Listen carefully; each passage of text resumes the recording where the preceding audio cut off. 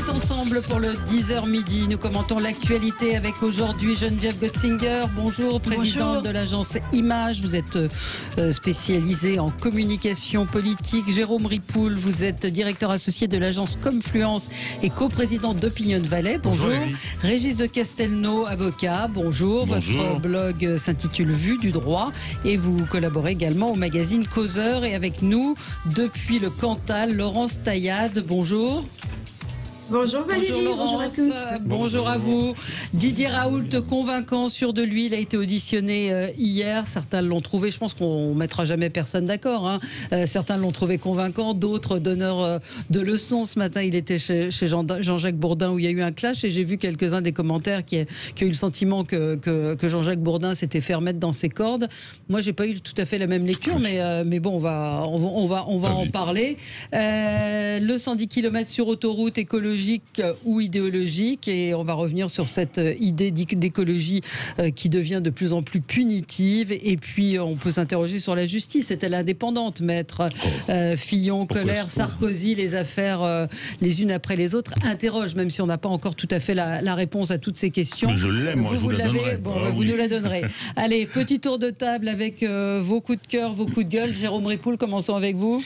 Oui, alors une info que nous a complètement fait oublier le Covid, c'est que en 2019, on a eu les résultats cette année, il y a eu 38 000 km² de forêts primaires qui ont été détruites l'année dernière. C'est énorme, et il y en a un tiers, plus de 12 000 km², qui ont été détruits au Brésil. Et il y a une initiative qui me semblait très intéressante, qui a été menée, qui a été engagée hier par 30 fonds d'investissement européens. Fonds d'investissement éthique, c'est presque un oxymore, hein, deux mots contradictoires, investissement éthique, qui ont menacé le Brésil de désinvestir dans les obligations, donc dans la dette brésilienne et dans les entreprises brésiliennes, si le Brésil continue à favoriser la déforestation de la forêt primaire. C'est capital parce qu'aujourd'hui, Bolsonaro, ce que disent ses homologues des autres États, ça ne compte absolument pour rien. Ouais. Si aujourd'hui, une initiative menée par des fonds éthiques permet de stopper ou d'arrêter la course folle de la déforestation, ça serait quand même extraordinaire. Alors une fois de plus, les financiers auraient le pouvoir, mais ils auraient le pouvoir pour une bonne raison et pour une bonne cause, et ça serait pas mal. Donc je pense que c'est une initiative qui est intéressante, et il y a en plus une société française comme GES qui fait partie de cette initiative. Oui, donc, mais c'est plutôt... c'est rassurant. C'est-à-dire que les choses changent. Ouais. Mais c'est... oui, commentaire, Geneviève. Bon, je ne peux qu'abonder, être d'accord avec ce que vous venez de dire, il n'y a rien à ajouter là-dessus. Bon. Geneviève, vous, c'est un coup de gueule. Oui, alors moi, c'est cette enquête de la Gazette des communes qui nous dit qu'avant le premier tour, mais les chiffres doivent être assez comparables pour le second tour, 82% du temps d'antenne consacré aux élections municipales sur les différents médias audiovisuels, 82% du temps d'antenne sur les municipales a été consacré à la campagne à Paris. Donc ça signifie qu'il reste 18% pour le reste de la France. Et quand on se réfère simplement aux chaînes Toute Info, c'est 86%. Donc c'est une image irréelle, c'est totalement hallucinant. Paris qui fait oui, mais ça traduit quand même une vraie déconnexion entre les médias nationaux et la France réelle telle qu'elle existe, la non prise en compte de la diversité de nos territoires, et c'est très dommage. Sur radio, nous avons fait plusieurs émissions spéciales à Perpignan, à Montpellier, absolument, à Marseille. Enfin, il y a eu, mais c'est vrai que c'est principalement le débat est dominé par celui de Paris. Et on parle donc, par exemple, je suis quand même surprise que cette diversité des territoires soit pas du tout dans ce fameux cahier des charges du CSA qui est très très volumineux, hein, qui s'impose aux différents médias. Il y a beaucoup de questions de diversité, de parité, de ce type de choses, mais en revanche le rapport Paris-Province jamais. Alors moi d'abord je suis très content qu'on fasse une référence à la Gazette des communes. J'y ai beaucoup écrit, je l'ai beaucoup lu, c'était sur plan professionnel nécessaire. J'apprends ça là, c'est effarant. Enfin, écoutez, au début du confinement, moi, j'ai de nouveau regardé les infos, etc. Il y avait une vraie vision panoramique de la France parce qu'on parlait du confinement, et c'était assez extraordinaire, j'ai trouvé. Et puis hop, chasser le naturel, il revient au galop. Et là, non mais c'est incroyable. Il y a un vrai problème, je suis d'accord. Alors moi, j'ai eu une expérience très très personnelle puisque ma femme était candidate à Perpignan. Elle avait fait 9% la dernière fois, elle a fait 6% cette fois-ci. Et on s'est beaucoup interrogé sur le temps de parole qu'elle pouvait avoir.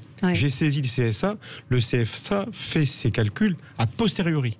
Donc en clair, vous pouvez être exclu du débat. Oui. Et au final, on ne fait que le constater. Et puis l'événement étant passé, vous êtes.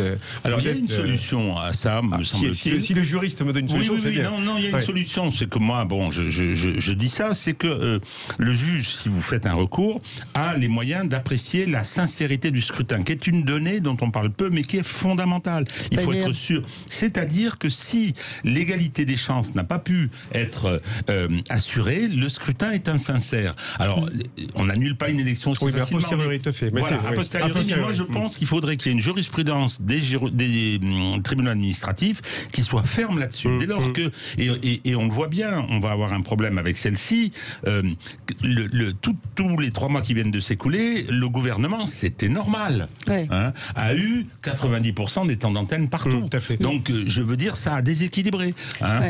Non, il faudrait qu'il y ait le contrôle a posteriori dont vous parlez, il faudrait qu'il y ait des trucs qui tombent. On les refera, les élections, après l'annulation. Après tout, pourquoi pas. Petite précision ce matin qui a été faite par notre président Didier Maïsto, qui expliquait qu'il avait reçu une lettre du CSA pour saluer l'équilibre des temps de parole sur Sud Radio. Le seul parti qui a obtenu un tout petit peu moins de temps de parole, c'est le Rassemblement National, contrairement à ce que certains voudraient laisser croire sur notre antenne. Mais ce sont les médias publics, les médias financés par l'État qui ont posé problème.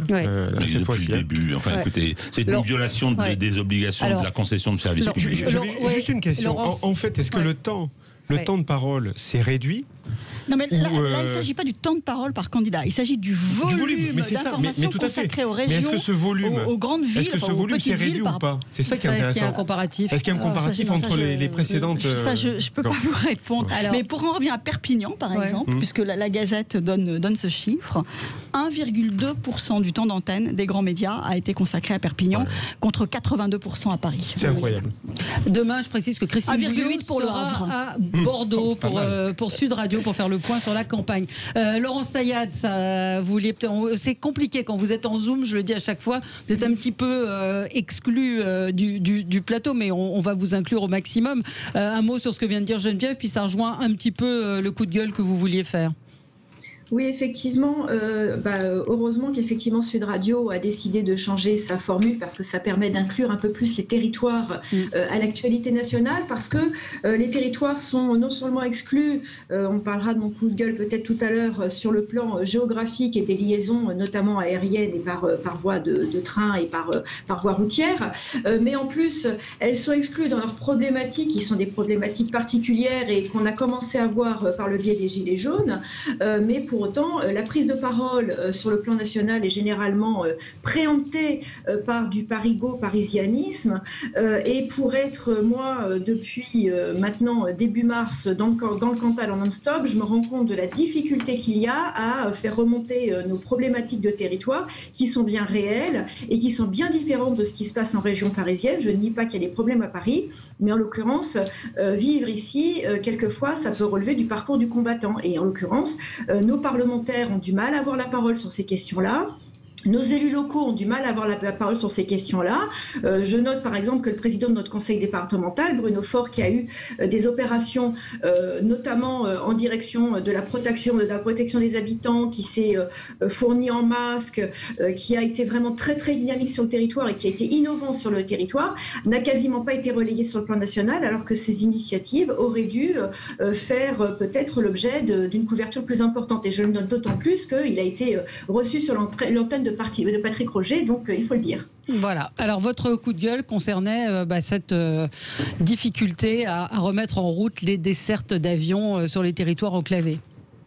Voilà, alors Elisabeth Borne a soigneusement évité une question que lorsqu'il s'agissait justement de répondre à la remise en route des lignes aériennes. Elle a évoqué la question des lignes aériennes à plus de 2h30 qui devaient être supprimées, sauf qu'aujourd'hui, les lignes aériennes qui relient des territoires comme le mien, donc comme le Cantal, ne sont toujours pas remises en route. C'est aussi une des raisons pour lesquelles je ne suis pas avec vous à l'antenne aujourd'hui. Donc on nous promet éventuellement peut-être 3 rotations le 1er juillet par semaine. Pas par jour, par semaine. Et en septembre, peut-être une reprise de 2 rotations par jour. Donc autant vous dire que c'est une catastrophe pour des collectivités locales, c'est une catastrophe sur le plan économique, c'est une catastrophe sur le plan politique, parce qu'aujourd'hui, nos parlementaires vont mettre 7 heures pour rallier Paris pour leur travail parlementaire. C'est une catastrophe aussi pour les étudiants qui étudient à Paris et rentrent le week-end en famille. Certains n'ont pas pu rentrer avant le confinement, ils sont toujours bloqués à Paris. Donc je pense que c'est un vrai problème, c'est un abandon complet des territoires de la part de l'État. Et il y a une réelle inquiétude qui est due notamment au financement, puisque les collectivités locales financent ces lignes-là, il faut quand même le savoir. Parce qu'elles pourquoi elles n'ont pas été remises en route ? Eh bien, il faut poser la question à M. Djebari et puis poser la question aussi à Benjamin Smith, donc, qui est le directeur d'Air France, le PDG d'Air France, qui nous annonce qu'il va y avoir une baisse de 40% de l'offre aérienne sur les vols nationaux, mais qui est incapable de nous dire quels sont les vols qui vont être fermés, puisqu'un certain nombre vont être fermés. Donc, si demain, ces rotations sont à nouveau diminuées, je parle du Cantal, mais il y en a plein d'autres, eh bien, ça veut dire qu'il y a à nouveau abandon des territoires ruraux et que vous aurez encore moins de représentation de ces territoires au niveau national. Alors, et Jérôme Ripoul, cette diversité. Alors, je partage complètement ce que vient de dire Laurence Tayad. Il n'y a pas que les territoires ruraux. Je vais encore citer l'exemple de Perpignan. Nous avions 4 rotations quotidiennes, nous n'en avons plus que 2. Il y a une raison à ça, Laurence, c'est que la compagnie qui assurait les lignes intérieures d'Air France est en train de se déliter. Donc les CRJ 1000, les petits avions de capacité de 90 à 100 ont été supprimés et donc aujourd'hui il n'y a plus que des A320. Donc Air France a bien entendu beaucoup moins d'A320, donc beaucoup moins de rotation. Et aujourd'hui, c'est une catastrophe parce qu'on parlait du Cantal et effectivement, c'est un vrai problème. Moi, je connais Michel Lacoste dans le Cantal qui est président des appellations d'origine protégée. Lui, il ne peut plus venir à Paris, quoi. Et à Perpignan, nous, on va se priver de toute une partie touristique qui ne pourra pas venir. Mais ça ne va pas revenir. Aujourd'hui, on n'a aucune visibilité. Il y a une autre raison. Il faut quand même aborder l'autre raison. Effectivement, il y a les difficultés de Hop. L'autre raison, elle est tout simplement due à un choix politique qui était de fermer Orly pour favoriser. C'est le deuxième point, Charles de Gaulle. Mais ça, ce sont des choses qui vont peut-être quand même se remettre en route petit à petit. Parce que septembre, ça veut dire que d'ici septembre, le Cantal et les autres territoires ruraux vont s'assurer. Orly rouvre aujourd'hui. Orly rouvre aujourd'hui. Absolument. Catherine nous dit, dans le même esprit, combien de pognon pour les jeunes du milieu rural ? Rien ou peu, parce qu'ils ne cassent pas, ne manifestent pas, et pourtant leur vie n'est pas toujours top. 1 heure matin et soir pour aller au collège ou au lycée. Les médias ne parlent que des banlieues. Merci. On se retrouve dans un instant avec votre coup de gueule. Je ne vous oublie pas, Régis de Castelnau, qui a été très silencieux. Je suis soulagé. Absolument. Non, à tout de suite. Avec vous sur Sud Radio jusqu'à midi. Tout de suite, ça va être le coup de gueule de notre ami Régis de Castelnau. Laurence Tayad, moi, je voulais réitérer mon soutien parce que vous avez été menacé de mort. Vous avez reçu un tombereau d'insultes. Arnaud Benedetti, vous avez également soutenu. Est-ce que ça s'est calmé ou pas ? C'était suite à un échange avec Rokhaya Diallo. Est-ce que ça s'est calmé ? Alors merci Valérie, effectivement, déjà de ce soutien auquel je suis vraiment sensible. J'ai effectivement entendu Arnaud Benedetti, donc j'ai reçu beaucoup de soutien, notamment des journalistes de Sud Radio. Ça s'est calmé. En fait, ce qui s'est passé après cette émission, c'est que Rokhaya Diallo a extrait une partie de mes propos pour me faire passer comme souvent pour une raciste parce que je défendais la police dans l'affaire Adama Traoré. Suite à cela, l'un de ses followers a diffusé mon adresse personnelle de l'appartement que j'occupe quand je suis à Paris. Il y a très régulièrement des personnes qui viennent sonner à cet interphone à des heures diverses et variées du jour et de la nuit. Je reçois quelques appels anonymes et j'ai reçu effectivement un nombre incalculable. C'est surtout la divulgation de votre adresse personnelle qui était absolument inadmissible. Donc, il y a eu un dépôt de plainte. Je pense que la personne a été interpellée puisque vous savez que dans ce genre de situation, on n'est pas tenu informé à la minute de ce qui se passe. Mais il y a eu un dépôt de plainte, évidemment, qui a été déposé suite à cette affaire. Bon. Régis. Alors, au début, je voulais parler des monuments qu'on ne protège pas. Je ne parle pas des imbécilités qui consistent à réécrire l'histoire comme ça, mais des monuments qu'on ne protège pas. Oui, mais enfin, on ne peut pas protéger toutes les statues. Hier, Arnaud Benedetti nous disait que la statue de Voltaire avait été aspergée de Gaulle, de peinture, etc. Non, mais on verra. Non, je pense à celle de Colbert, c'est devant l'Assemblée nationale. Il y a des gars dans des guérites tout près, etc. C'est quand je pense au drame qu'on avait fait à propos de l'Arc de Triomphe et de la statue du maréchal Juin avec les gilets jaunes, c'est un peu de poids de mesure. Non, ce que je voulais relever, c'était la position de l'État lorsqu'on lui demande des explications et surtout la communication de documents en application du principe constitutionnel de transparence de la gestion publique, la communication des documents sur la gestion des masques et en particulier celle des commandes. Parce que Le Monde nous a bien expliqué, avec Davé et l'Homme, ce qui s'était produit dans la destruction des stocks, etc. Mais à un moment, il n'y en avait pas assez. Combien en a-t-on commandé? Quand les a-t-on commandés? Comment a-t-on géré ça? Où les a-t-on commandés? Et là, le gouvernement a d'abord répondu secret des affaires, qui concerne la protection des informations confidentielles dans le domaine commercial, bien évidemment, où l'État n'est pas arrangé, et ensuite la CADA, Commission d'accès aux documents administratifs, où sont beaucoup de conseillers d'État, qui a dit oui, secret des affaires. C'est parfaitement ridicule. Mais c'est ridicule, c'est une chose légale ou pas? Est-ce que l'État peut refuser de fournir des factures et des bons de commande? Si vous voulez, les suites juridiques qu'il peut y avoir, c'est-à-dire de considérer que l'État refuse, ce qu'il a fait, et de soumettre ce refus au Conseil d'État. Vu les positions qu'a pris le Conseil d'État pendant la gestion du confinement, j'ai quelques inquiétudes là-dessus.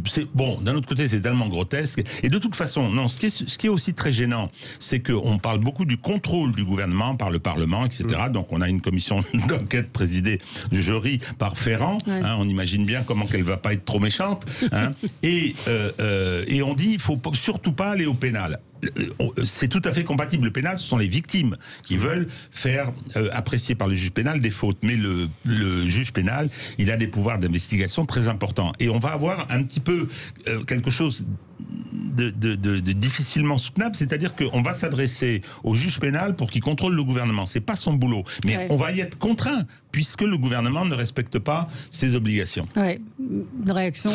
Je suis effaré par cette attitude qui en fait est un nouveau cran dans le déni du gouvernement. C'est-à-dire que on a dit les masques on n'a pas besoin, etc. C'est absolument fou. Ça va à l'encontre du droit. Moi, je trouve ça aussi incroyable. Et puis, il y a des commandes publiques. Donc, quand on fait... moi, je suis parfois soumis à des commandes publiques. On sait très bien qui est le gagnant, quel est le marché, sur quoi il porte et qui le réalise. Donc, c'est absolument aberrant. Et là, je pense qu'il y a vraiment, il y a vraiment une incapacité de ce gouvernement, ou de ce pouvoir, en tout cas, à comprendre qu'on ne peut plus ne pas être transparent. Il ne peut plus se permettre ça. Donc, ça prendra le temps que ça prendra, mais effectivement, je pense qu'il... C'est un principe constitutionnel qui a été entériné par le Conseil constitutionnel. Mais quelle réponse donne le gouvernement? C'est sur quel motif? Un secret des affaires, c'est pas secret des affaires. Mais il le motive sur des marchés publics. Il refuse en disant c'est le secret des affaires. Non, mais le secret des affaires, le secret des affaires par principe ne s'applique pas à l'État. Le secret des affaires, c'est les affaires, donc c'est du privé. Donc tout ça ne tient pas du tout la route. On peut s'appuyer aussi sur ce que la presse a publié. Il y a eu notamment un article de Mediapart très détaillé sur les informations qu'ils ont pu obtenir. Moi, je me souviens très bien que aux alentours du 19 février, on a envoyé quand même 17 tonnes de matériel en Chine, mais on a passé l'appel d'offres pour avoir des masques que le 23 février. Donc on n'a même pas attendu d'avoir soi-même de quoi reconstituer un début de stock avant d'envoyer notre matériel en Chine. En solidarité, quand on sait après l'attitude qu'ont eu les Chinois en revendant les masques au plus offrant sur le tarmac et notamment les commandes françaises, on peut se poser la question aussi de la solidarité avec un État qui finalement n'a aucun état d'âme. Cela étant, Jérôme Salomon est dans une situation très difficile, parce qu'il n'est pas ministre, donc c'est pas la Cour de justice de la République, c'est un simple citoyen, donc il y aura des plaintes, parce que je pense qu'y compris les carences de ces directions sont des fautes pénales, si vous voulez, dire. Et donc, elles ont exposé autrui, etc. Donc je pense que lui, alors ça va prendre du temps, il faudra que débat contradictoire, et puis je veux pas la mort de cet homme, mais il va devoir rendre des comptes. Alors pour l'instant, ils sont le pied sur le frein, mais mais ça pourra pas durer, quoi. Allez, on se retrouve dans un instant pour parler de l'audition du professeur Raoult hier, son interview avec Jean-Jacques Bourdin également ce matin, où il y a eu du fight, comme le disait Gilles Gansman tout à l'heure. À tout de suite. Et nous commentons ensemble l'actualité. Didier Raoult était hier devant l'Assemblée nationale, longuement auditionné par les députés membres de la commission d'enquête, dépistage, confinement, deuxième vague, conflit d'intérêts. Il a dégainé à tout va, il a chargé le gouvernement. Je vous propose d'écouter ce qu'il disait à propos du conseil scientifique. J'ai tout le temps, ce que j'aurais dû transmettre au conseil scientifique, ça c'est de la science, je l'ai transmis directement et à l'Élysée et au ministère de la Santé, tout le temps. Et donc il n'y a rien de nouveau que je n'ai annoncé avant à mes autorités de tutelle. Est-ce que ça répond à votre question ? Voilà, donc il a été longuement auditionné, il a attaqué, il a dénoncé le manque de tests également. Alors évidemment, c'est devenu qu'un sujet extrêmement passionné, les pros, les anti-Raoult. C'est très difficile de faire dans la nuance, de dire qu'il dit des choses vraies. Le problème, c'est qu'il y a tellement de choses autour que distinguer ce qui est vrai de ce qui ne l'est pas est très compliqué. Et je vous propose d'écouter ce qui fait beaucoup réagir ce matin, c'est son interview par Jean-Jacques Bourdin. Je vais me lever et m'en aller. Donc vous écoutez ce que je vous dis, d'accord ? Ce serait une erreur. Non, je m'en fiche de vous. Vous savez, oui, de votre moi aussi, je m'en fous aussi. Voilà. Donc bon. Si on s'en fout, on peut partir tous les deux, je m'en fous. Bon, alors allez-y. Vous l'avez bien compris. Allez-y. Je m'en vais ? Allez-y. Allez-y. De nombreux professeurs de médecine. Allez-y. Allez-y. Ne partez pas, j'ai des questions à vous poser. Mais posez-moi des questions intelligentes et arrêtez de me répéter les choses. Alors, est-ce que vous avez tué des gens et tué des gens ? Ça n'est pas intelligent. Ne me dites pas que je ne pose pas de questions intelligentes. Bon, l'extrait était beaucoup plus long.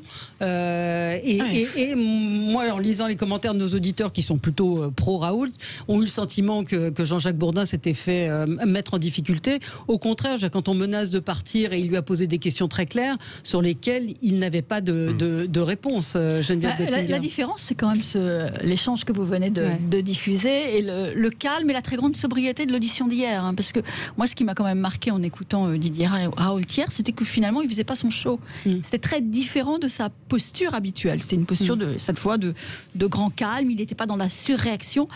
Ce qui permettait de l'écouter finalement de manière, nous-mêmes plus calme, plus pondérée. Alors, hier, moi, j'ai vu quand même plusieurs choses, un certain nombre de mensonges quand même, puisqu'il y a des affirmations qui sont fausses. Quand il dit j'ai toujours dit qu'il n'y aurait pas de deuxième vague, c'est pas vrai. Voilà, que c'est vrai qu'il a minoré à un moment l'importance de la pandémie au tout départ. Aujourd'hui, il dit l'inverse. Ça, tout le monde, oui, il y a beaucoup de gens. Hein, c'est ce qu'on disait. Oui. Difficile de refaire le match. On est d'accord, mais vous n'êtes pas obligé non plus de nier. Vous pouvez le reconnaître. Vous pouvez avoir une posture d'un peu plus grande humilité. Sur le caractère saisonnier de la maladie aussi ou pas. Alors là, c'est vrai qu'il a dit des choses autrefois et maintenant il reconnaît que finalement il ne sait pas comme nous tous. Il s'est placé hier dans une posture qui est un petit peu agaçante, c'est-à-dire moi je sais, les autres ne savent pas. Donc il y a eu ça qui était un petit peu agaçant. Et deuxième chose, problématique aussi à mes yeux, le fait de jeter l'anathème, de dire il y a des conflits d'intérêts. Mais finalement, et si l'hydroxychloroquine, on l'a pas utilisé, c'est parce que un certain nombre de labos, avaient intérêt à ce qu'on ne l'utilise pas parce que c'est un médicament. Oui, il les cite, mais il donne pas de preuves. Il dit allez, référez-vous à ceci, à cela. Donc c'est quand même un petit peu gênant. De lancer comme ça en pâture des idées, des noms de laboratoires, c'est une forme de théorie du complot quand même. Et ensuite, sans donner de preuves, en invitant ses interlocuteurs à aller se référer à une documentation qui est un petit peu compliquée à trouver. Mais ce matin, là où il a été un petit peu quand même mis en difficulté par Jean-Jacques Bourdin, c'est quand il parle, quand il dit, et ce que dit aussi le professeur Perron, qui est, je trouve, extrêmement grave et surtout irrespectueux pour les familles des victimes, c'est de dire on aurait pu éviter 25 000 morts. Et Jean-Jacques Bourdin lui dit ça veut dire qu'on a laissé mourir des gens. Et là-dessus, il dit pas oui, il dit ne me faites pas dire ce que je n'ai pas dit, mais en même temps, on n'a pas soigné les gens. Donc ça revient quand même à dire ça, Jérôme Récoul. Moi, ce qui me pose problème avec Didier Raoult, c'est un peu. Enfin, je vais faire un résumé qui est un peu court, mais qui, en clair, pour moi, Didier Raoult, c'est au corps médical ce que Donald Trump est à la politique. Je résume en clair, c'est un homme de communication. Il sait communiquer.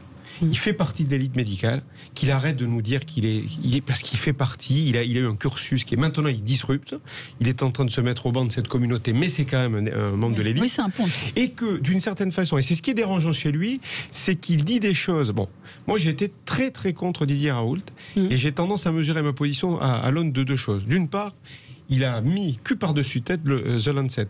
C'est-à-dire une revue scientifique dont on disait qu'elle était absolument inattaquable. Absolument. Bon. C'est gênant, ça, quand même. Deuxième point, c'est quand même... C'est gênant pour qui? Pour Lancet? C'est gênant pour Lancet. Non, mais c'est ça le truc, c'est que c'est pas pour ou contre Raoult, c'est qu'il dit des choses qui sont vraies. C'est un éminent et très grand scientifique. Après, la seule question qu'on lui pose, c'est quelle est la preuve que l'hydroxychloroquine fonctionne? Mais il n'en a aucune. Et ça, il a quand même beau jeu de dire qu'en fait, on n'a pas réussi à faire des études, des analyses qui effectivement intègrent l'hydrochloroquine, puisque c'est quand même à la demande de Macron qu'on a intégré l'hydroxychloroquine au dernier moment. Mais donc, Didier Raoult, c'est ça. Et je pense que le problème avec lui, c'est qu'au final, il aura peut-être raison, peut-être, j'en sais rien, mais on retiendra de lui ce côté extrêmement clivant, et finalement, cette vérité, cette contre-vérité qu'il donne à avoir, et c'est vrai qu'on peut toujours lui donner raison à un moment donné. Donc, personnage très étrange, mais qui, à mon avis, peut-être finira en politique, parce qu'il a quand même étrangement des liens avec beaucoup d'hommes politiques, et ça m'étonnerait qu'il s'arrête là, parce que le corps médical va le mettre au banc de... Alors, Régis. Alors, normalement, c'est l'avocat, il intervient à la fin, mais il y aura Laurence qui sera... Oui. Bon, je vais répondre, je vais commencer mon intervention en répondant à ce que vous venez de dire. La question de Raoult clivant, qui a clivé? Il avait commencé à dire un certain nombre de choses. On voit sa tête avec ses cheveux longs, cette tête de druide et tout. Moi, le premier, j'étais interloqué. Je me suis dit, d'où est-ce que sort ce Panoramix, hein, et immédiatement, tir de barrage. Les insultes de qui? De monsieur Cohn-Bendit, qui, comme par hasard, avait été tiré au sort, hein, vous savez, sur la Convention extraordinaire, qui est une espèce de personne disqualifiée en tout, qui n'a rien à faire sur les plateaux, hein, et qui vient nous l'insulter. Après, il y a eu tout un tas de gens et tout. Bon, donc le clivage, je dirais, peut-être qu'il s'est pris au jeu après. Hein. Exactement. Mais il a dit une chose. Là, je parle de la forme, hein, de la tournure que ça a pris. Il a dit une chose. Il a dit, vous savez, à un moment, on se retrouve à incarner quelque chose, un phénomène social et politique qui a été le clivage. Les gens se sont reconnus dans quelqu'un qui affrontait les élites parisiennes. On parlait des 82% des communes. Et ça, ils se sont identifiés à lui. Mais... J'ai eu tendance à le faire un peu. Sur le fond, Valérie, sur le fond, moi, je pense que tout ça est assez compliqué et qu'il faut laisser retomber le soufflet. C'est-à-dire que cette histoire, lui, il a dit quelque chose, moi, qui m'a convaincu. Il a dit, écoutez, on avait un problème de médecine. La médecine et la science, moi, je suis assez scientiste, hein, faut le savoir. Donc, beaucoup de mes amis, des revues que je lis, étaient très anti-Raoult. Alors, bon, parce que méthode scientifique, pas d'obscurantisme, etc. Aujourd'hui, bon, lui, il a dit, moi, je soigne. Donc, je teste comme ça. Hein. Bon, écoutez, Pasteur, il s'est inoculé la rage, hein, pour savoir. Hein, donc, et pour faire son vaccin. Mais il n'était pas médecin. Oui, mais il était chercheur, comme Koch, qui était son grand rival, hein, le gars qui avait trouvé la tuberculose et qui n'a jamais trouvé le vaccin. Exact. Donc, là-dessus, moi, mais dans le feu de l'action, j'étais, vous l'avez vu dans les émissions, assez pro-Raoult, parce que bon, les bagarres m'intéressaient, et puis il y avait quand même un problème, c'est-à-dire qu'on a eu un État qui a fait preuve d'une certaine gabegie, sinon d'une incurie dans la gestion. Hein, on en a parlé. Donc, il était un peu en opposition. Aujourd'hui, sur la chloroquine, je suis de votre avis, moi. On verra. Hein. Deuxièmement, je pense qu'elle a tué personne, mais je pense que c'est peut-être le médicament miracle. Mais aujourd'hui, on est encore dans le feu de l'action, hein, et on veut essayer d'avoir des positions définitives.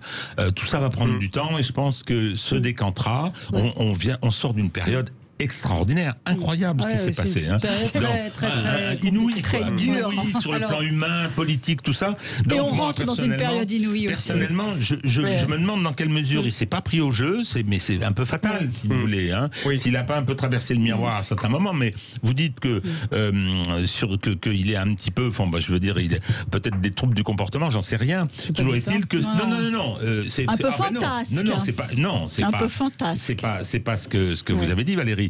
C'est ce qu'a dit Alain Duhamel. Hein, dès le début. Alors qu'aujourd'hui, il s'énerve ou qu'il les envoie à la pêche. Hein, vous savez, il a dit, je suis l'élite. Il a raison.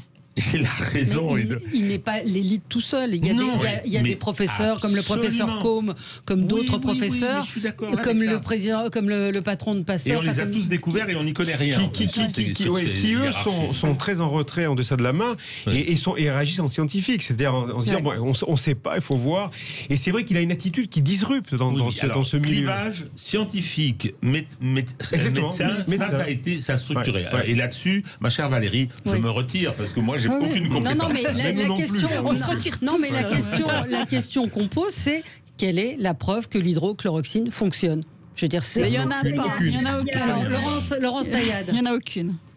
Dans ce débat, je pense qu'il y a deux choses. C'est qu'on a beaucoup jugé le professeur Raoult sur la forme, très peu sur le fond de son discours. Et en l'occurrence, le fond du discours, la plupart des gens, oui, mais justement, je vais y venir, la plupart des gens qui ont voulu discuter du fond du discours, c'était sur l'efficacité ou non d'hydroxychloroquine. Et en l'occurrence, les gens qui se sont affrontés n'avaient certainement pas les compétences du professeur Raoult sur les questions, en tout cas quand il s'agissait de personnes sur des plateaux. Donc moi, j'ai envie de me prononcer là-dessus. Ceci étant, il a eu effectivement une parole politique, et moi, je pense que c'est surtout sur cette parole politique que nous devrions débattre. Il a eu plutôt une parole de bon sens, puisqu'il était le premier à dire qu'il fallait tester massivement. La question de l'hydroxychloroquine, si on veut l'aborder sur le plan purement politique, il y a quand même des zones d'ombre. Moi, ce que j'ai constaté, en tout cas dans les revues que j'ai pu lire, c'est que la façon dont l'hydroxychloroquine a été traitée dans les différents tests ne respectait pas exactement le protocole du professeur Raoult, notamment d'administrer des personnes qui étaient en situation grave, alors que le professeur Raoult les proposait en situation en tout début de traitement. Elle n'était pas administrée avec l'azithromycine. Voilà. Donc il y a tout un tas de choses qui effectivement sont des zones d'ombre, mais qui, à mon sens, ne peuvent pas être traitées par nous.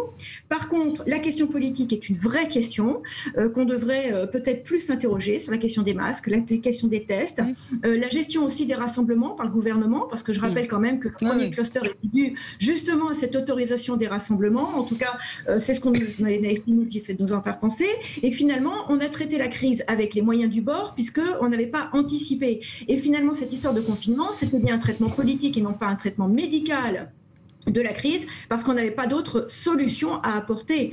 Donc maintenant, le professeur Raoult, j'ai envie de vous dire, sa personnalité, elle est ce qu'elle est. Il y a la personnalité de monsieur de Régis que j'aime beaucoup, et puis qui détonne aussi par rapport aux personnalités qu'on peut voir dans les prétoires. Donc chacun, on a une personnalité particulière. Pour autant, est-ce qu'on doit être jugé sur notre personnalité ou est-ce qu'on doit être jugé sur le fond de nos discours? Je pense que le fond du discours est quand même beaucoup plus important. Non, on est jugé sur les deux dans la vie, Laurence, par principe.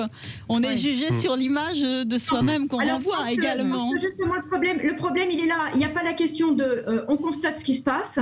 Il y a la question vraiment de la société dans laquelle on vit. Moi, ça me pose un problème dès lors que la société reste une société de l'apparence, une société de l'avoir, alors qu'avec la séquence qu'on vient de vivre, ça devrait être une société de l'être et pas autre chose. Alors, on a en ligne avec nous Laurent qui voulait réagir. Bonjour Laurent.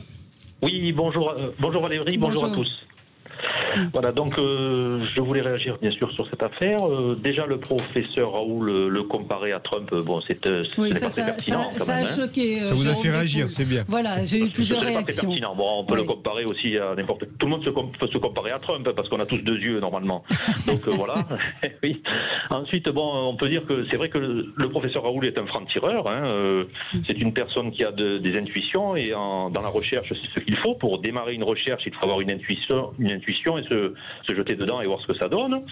Bon, son intervention à l'Assemblée nationale était correcte. Il a quand même répondu globalement aux questions, bien que des fois c'était un peu noyé dans son raisonnement, d'homme d'action et d'homme un peu. C'est un homme fort quand même. C'est un gars qui veut dominer, on le sent. C'est un dominateur, donc... Vous donnez de l'eau à mon moulin, là. Oui, vous allez dans le sens de Jérôme Pécresse. Vous donnez de l'eau à mon moulin. Franc-tireur, dominateur... Voilà, mais est-ce que c'est... Oui, mais c'est ça, c'est ça, un chercheur. Un chercheur, c'est quelqu'un qui se lance dans des choses bizarres au départ et qui peut en faire ressortir quelque chose. Alors, tous ceux qui ne sont pas arrivés à quelque chose, on ne les connaît pas. Et les pasteurs et compagnie, on les connaît maintenant. Voilà. Oui, mais sauf qu'il y a des protocoles qu'il a visiblement, lui, décidé de jeter à la poubelle. Des protocoles qui ont toujours existé sur des comparatifs. Avec quoi voulez-vous comparer encore une fois si vous n'avez pas de point de comparaison ? eh ben, il compare avec d'autres patients. Mais oui, mais d'autres patients, enfin, c'est pas randomisé, c'est pas en aveugle. Oui, mais c'est ça, c'est que la médecine, elle fonctionne pas forcément comme ça. Son argument, c'était de dire, c'est un médicament qu'on connaît, et on a avec quelques effets secondaires, et on l'a surveillé de trépied, de très près. Ne pas nuire, qui est dans le serment, donc c'est ça, il a pris cette précaution-là. Après, il en tire des conclusions. Donc, dans ce qu'il a fait, il a fait des expériences, mais des expériences qui n'étaient pas risquées parce que c'était extrêmement surveillé. Voilà, c'est ce que je vois, et on peut difficilement le reprocher. Maintenant, est-ce le traitement miracle? Ça, on le saura. Allez, on y revient dans un instant avec vous, 0826 300 300, à tout de suite. Avec vous sur Sud Radio, avec Laurence Taillade, Geneviève Götzinger, Jérôme Ripoul et Régis de Castelnau. Alors on va peut-être quand même changer de sujet. 110 km sur autoroute, écologique ou idéologique, on vous pose la question. C'est une des propositions des 150 propositions qui ont été remises par ce 149. groupe. 149, pardon, oui, absolument. C'est le groupe de citoyens, 150 au gouvernement. Ça avait été évoqué lors du Grenelle de l'environnement en 2007, et elle pourrait réduire les émissions de gaz à effet de serre de 20%. C'est une décision, enfin une proposition qui fait évidemment beaucoup réagir. Alors est-ce que c'est fait pour amuser la galerie? Est-ce que ça a une chance? Geneviève Götzinger, vous étiez très inspirée par le sujet. On verra si c'est fait pour amuser la galerie ou pas. On verra s'il y a référendum sur la question ou pas. Oui, s'il y avait les 80 km ont été le déclenchement des gilets jaunes. Non, mais justement, s'il y avait référendum là-dessus, ça serait la démonstration d'une mémoire extrêmement courte, parce que vous avez raison, a-t-on déjà oublié les gilets jaunes? A-t-on oublié l'affaire des 80 km/h qui a déclenché un mouvement qui ensuite a eu beaucoup de mal à retomber et qui a été géré avec beaucoup de difficultés par le gouvernement. Ce qui me semble intéressant dans cette idée, c'est que ça rentre dans un contexte plus général, Valérie, qui est un contexte d'autophobie absolument galopant en ce moment dans ce pays. De culpabilisation des automobilistes en permanence. Ça rentre dans le même schéma de pensée que Anne Hidalgo, qui veut désormais limiter la vitesse sur le périphérique à 50 km/h, faire des passages piétons sur le périphérique. Alors, est-ce que c'est pas nous qui sommes faire une zone de circulation douce? Moi, j'ai un ami hier qui m'a dit, il faut que tu changes de logiciel, la bagnole, c'est fini. Mais enfin, pardon, mais ça s'adresse à qui? Laurence Taillade. Moi, je trouve ça très intéressant, ces gens qui ont ce genre de propos. J'aimerais que cette personne vienne passer une semaine chez moi, et ensuite on verra si effectivement la voiture... Dans les villes, hein. Oui, dans les villes. Mais le problème, c'est que dans les villes, il faut prendre en considération que tout le monde n'est pas célibataire, n'a pas la capacité de circuler en vélo ou encore d'acheter un vélo électrique. Après, l'autre problème, je pense qu'il est plus global sur cette histoire, en tout cas, de convention citoyenne. Déjà, il y a la question de la légitimité. Avant de passer quelque chose au référendum, il faut quand même se poser la question de la légitimité de cette convention. Je rappelle que l'État français a une constitution, que cette constitution organise le pouvoir dans notre pays, et que le pouvoir, il est à la main du citoyen par la représentation nationale. En l'occurrence, cette convention a été tirée au sort, elle n'a aucune représentativité. Ça, c'est pour le cadre. Tiré au sort, on ne sait pas comment d'ailleurs, parce qu'effectivement, le choix de Cohn-Bendit est assez curieux. Ensuite, donc, il y a une vraie question de légitimité. Après, il y a la question effectivement des propositions. Donc, cette auto-bashing, comme le dit Geneviève, pour moi est un vrai problème, parce qu'elle ne prend pas en compte la question d'une, des territoires, mais deux, elle ne prend pas en compte le fait que depuis un an, on nous rabâche qu'il faut des voitures électriques, et théoriquement, les voitures électriques ne polluent pas en fonction de la vitesse qu'on va produire avec elles. Donc, il faudrait quand même avoir une certaine logique dans la façon dont on oriente ces décisions. Il y a de plus en plus d'hybrides. Et la dernière chose, c'est quand même de revenir sur la question de fond, qui est la question effectivement de la transmission d'un environnement convenable à nos enfants, parce qu'on a quand même un devoir vis-à-vis des générations futures. Et en l'occurrence, on se rend compte qu'il y a une accumulation de petites mesures qui sont des mesures liberticides, mais il n'y a pas de réforme de fond qui ne peut être réfléchie que par le législatif, qui peut mettre en place notamment des mesures incitatives, parce que moi, des mesures telles qu'il a été réfléchi, notamment sur la rénovation de l'habitat urbain, enfin de l'habitat, en disant on va surtaxer les personnes qui ne font pas la rénovation de leur logement, je trouve que c'est de la double punition pour les personnes qui n'ont pas les moyens de rénover leur logement et qui finalement vont payer plus cher. Donc en fait, on est face à une convention qui est complètement hors sol parce qu'elle n'a pas les clés, elle n'a pas les moyens et on ne lui a pas donné d'agir sur ce qui, à mon sens, est la seule possibilité de changer les comportements. Et les comportements, ils changent sur quoi? Sur des modifications de fiscalité. On se rend bien compte que notre fiscalité, elle n'est plus adaptée au monde moderne puisqu'elle s'appuie sur un monde qui date du moment où on a inventé cette fiscalité, qui a plus d'un siècle. Ouais. Donc aujourd'hui, on devrait changer le mode de fiscalité, on devrait changer nos mode de vie à partir de là. Donc pour moi, et on a parlé tout à l'heure de l'Amazonie, c'est pour ça que je trouve que c'est très intéressant parce que c'est lié. On a par exemple une filière bois dans notre pays qui fonctionne très bien, mais qu'on ne favorise pas parce qu'on préfère importer du bois. Mal, oui, parce que, ou très mal, parce qu'effectivement, on la favorise pas. Non, mais elle fonctionne très bien dans le sens où on a les ressources, elles sont là. On a des élus locaux qui ont envie de la valoriser, sauf qu'ils sont freinés par quoi? Par du bois qui vient de l'extérieur et peut-être même d'Amazonie si on regarde bien. Donc notre problématique, elle est là, c'est la revalorisation du local, et pour ça, je pense qu'il y a un levier essentiel, c'est notamment le levier TVA qui nous permettrait, avec une modulation écologique et sociale, parce qu'il faut aussi voir les normes de fabrication sociale des produits extérieurs qui nous permettraient justement d'éviter les importations. Laurence, attention. Je suis d'accord avec vous, déni de démocratie représentative. La Convention citoyenne, c'est pas normal, ça aurait jamais dû passer comme ça. Deuxièmement, cadre européen. Arrêtons de penser avec notre esprit de français qui a illuminé le monde pendant des années, mais qui aujourd'hui va se faire complètement exploser et atomiser. Si on veut réagir, et alors on reprend l'exemple du début, agissons au niveau européen. Quand on voit des fonds d'investissement qui, au niveau européen, arrivent à s'entendre, que les États ne soient pas capables de faire un cadre fiscal et social unique, c'est incroyable. Et troisièmement, surtout pas de référendum. Faisons un sondage, ça coûtera moins cher. Parce que franchement, faire un référendum pour trouver que 80% des gens vont être contre cette mesure, ça rime absolument à rien. Je veux dire, il n'y a pas besoin de faire un référendum. Non, mais attendez, si on veut faire un référendum, c'est une opération strictement politicienne d'Emmanuel Macron. Moi, quelles que soient les mesures, même si elles sont formidables, je vote non, voyons. Donc, parce que je vote non à Emmanuel Macron. Non, il y a une question, moi, qui me préoccupe sur tout ça. C'est le côté punitif, effectivement.